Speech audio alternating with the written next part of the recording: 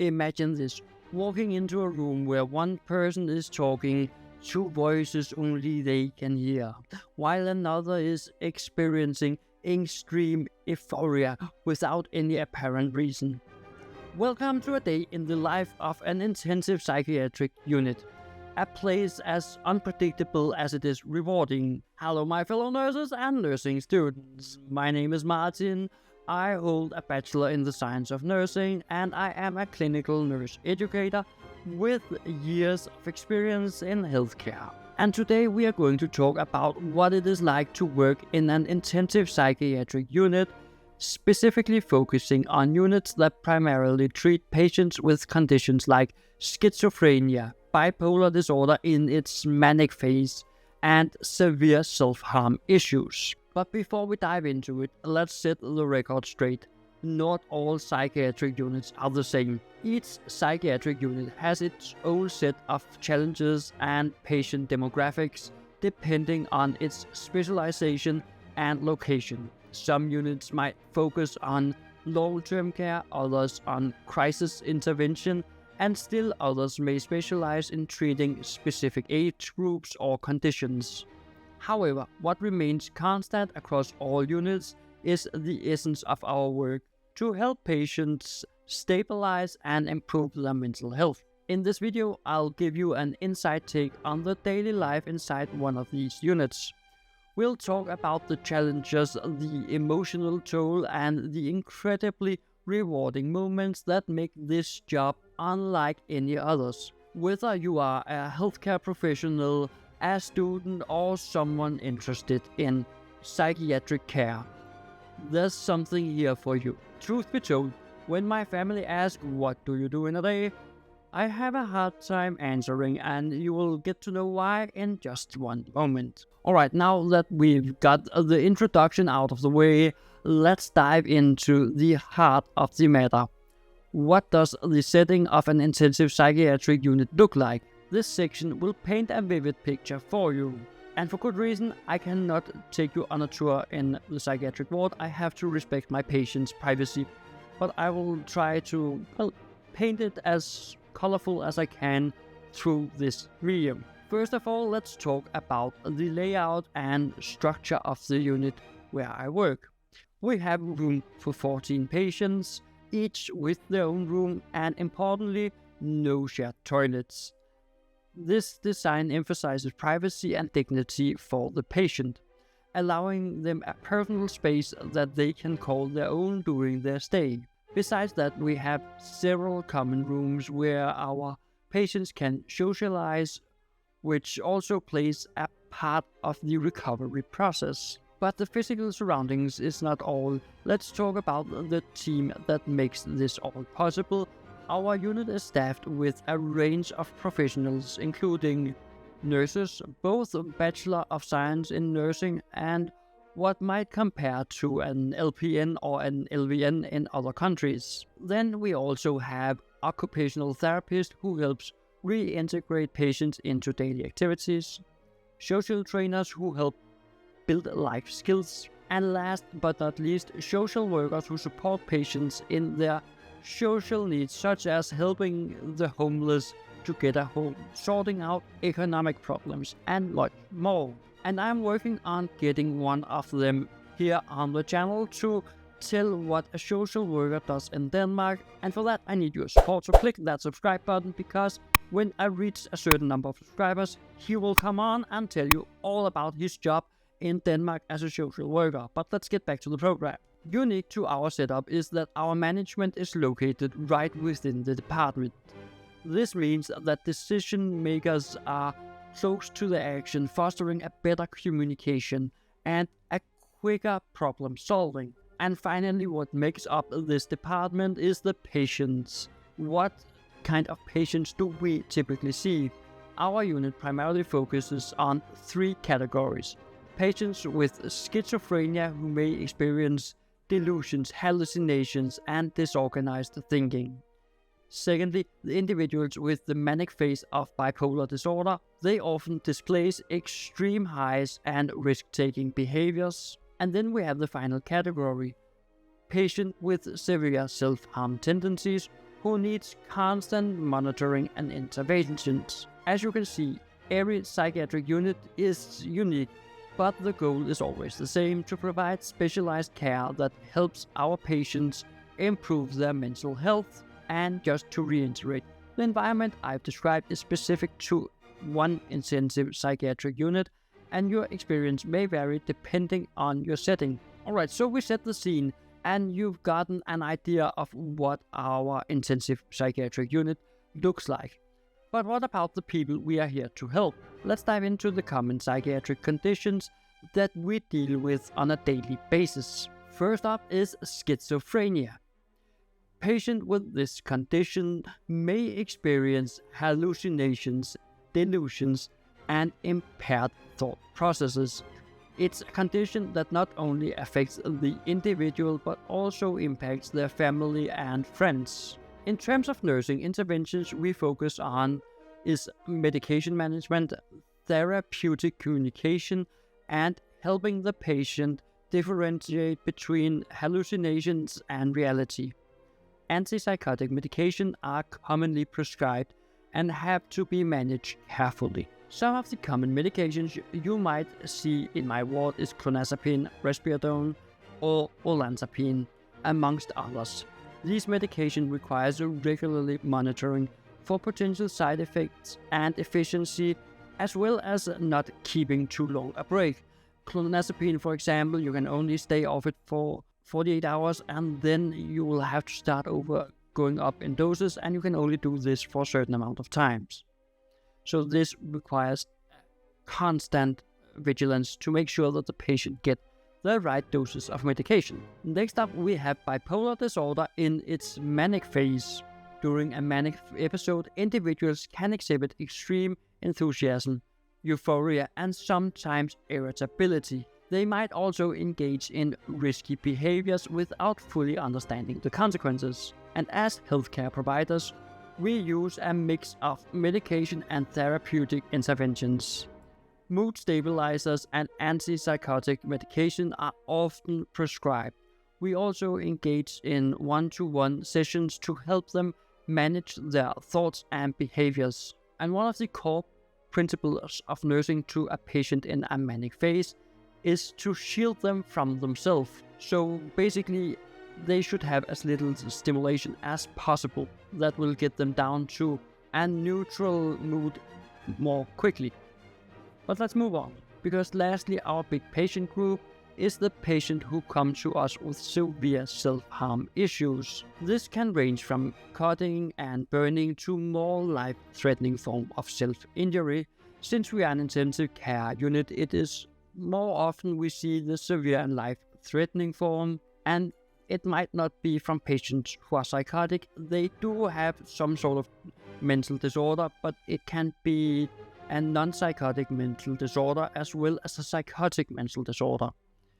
And these cases are handled on a per case basis. What medication, what interventions is very unique for each patient, but I will get much more into that in an upcoming video I have, where I'm planning to talk much more about self-harm and how we deal with it in my ward and in the entire organization I am employed in. But for patients with self-harm, some of the things that we see most often is the most immediate care would be wound treatment and stabilization. And in the long term, we focus on cognitive behavioral therapy and medication to treat underlying issues like depressions or borderline personality disorder. And you cannot medicate borderline personality disorder, but you can medicate some of the symptoms. Working with such a diverse range of conditions can be challenging, but it is also what makes our job incredibly rewarding. Each patient presents a unique set of needs and requirements. A personalized approach for optimal care is so needed in this ward. And now that we have discussed the setting and the types of conditions we treat, you might wonder what a typical day looks like. Let's break down the day from the moment the day shift begins until the night shift takes over.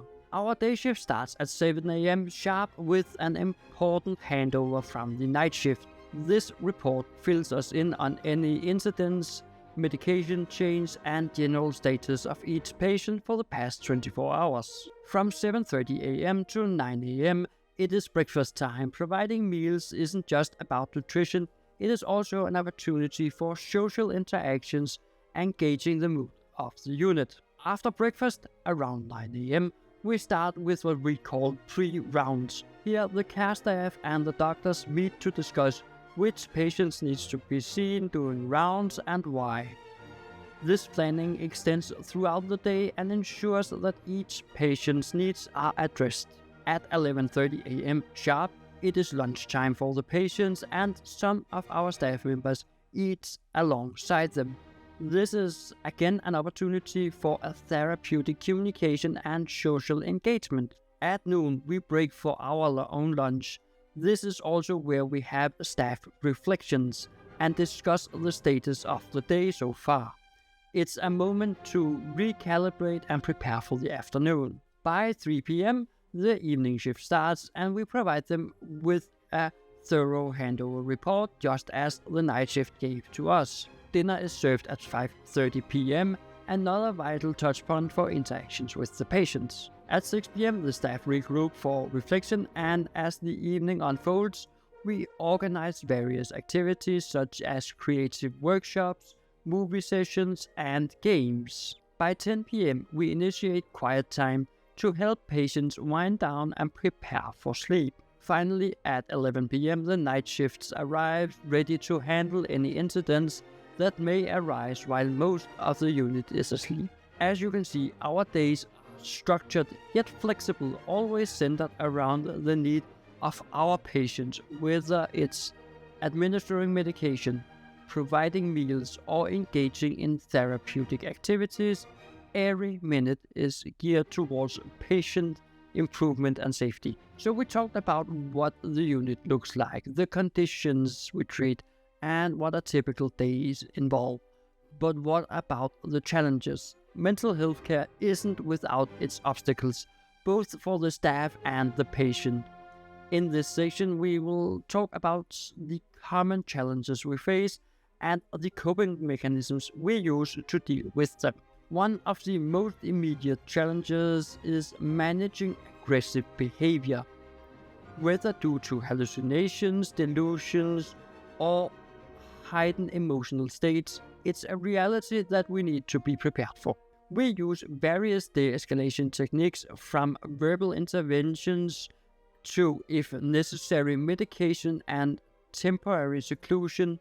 The aim is always to ensure safety both for the patient and the healthcare providers. And that leaves us with another challenge, which is the emotional toll it takes on healthcare providers. We are humans too, and it is easy to get emotionally invested or to get influenced by an aggressive patient. If I have had a patient all the way up in my head, calling me names, threatening me, I am of course influenced by it. And that is why we have regularly staff meetings and supervision sessions to discuss cases and our own emotional well-being. This reflective practice helps us to provide the best care for our patients while also taking care of ourselves. And with so many activities and responsibilities, from medication management to planning therapeutic activities, time management can become an issue. Not whether we have the golden rule for how to do with those issues, but we have different coping mechanisms. Because we work with an interdisciplinary team to ensure everyone's on the same page. Efficient handovers, checklists, and well-defined chain of command help keeps things running smoothly for the safety of the patients as well as the staff. And one of those pervasive challenges is the societal stigma around mental health. This can affect patient care, as family members and even patients themselves may have preconceived notions about psychiatric treatment. It is something we are working on every day to break down these, stigmas. And in this, education is crucial. Whether it's one-on-one talks with patients and families or broader education efforts, breaking down these stigmas is a continuous process. So these challenges don't make the job any less rewarding. In fact, overcoming them is part of what makes this job so fulfilling. And while it's demanding, we have protocols and support systems in place to ensure that we can provide the best care possible day in and day out. And yeah, we have covered a lot of the challenges we face in our daily job, but it is not all doom and gloom. In fact, one of the most rewarding aspects of working in psychiatric care is seeing patients improve and regain control over their lives. So let's shift gear and talk about some of the success stories and the elements that contribute to patient improvement. And one of the reasons we see success in our treatment of patients is our holistic approach. Because we don't just manage symptoms, we aim for overall well-being, considering the physical, the psychological, and the societal aspects. And it is not long ago we had a patient with severe bipolar disorder who was non-responsive to medication alone. By integrating occupational therapy and social skill training, we saw significant improvements over time. And in this, family and community support can't be overstated. Patients have a better chance of improving when their close network is educated on their condition and involved in their care. I recall a young adult with schizophrenia whose family was entirely in denial. After involving them in educational sessions and support groups, the family became instrumental in this patient's recovery, and as far as I'm informed, before he got to us, he would not even have a daily routine. He couldn't even tie his own shoe or get something to eat by himself. Today, he's in the middle of taking a university education. And to reach that level of success, personalization of care is another key aspect. Each patient is unique, and their treatment plan should also be that.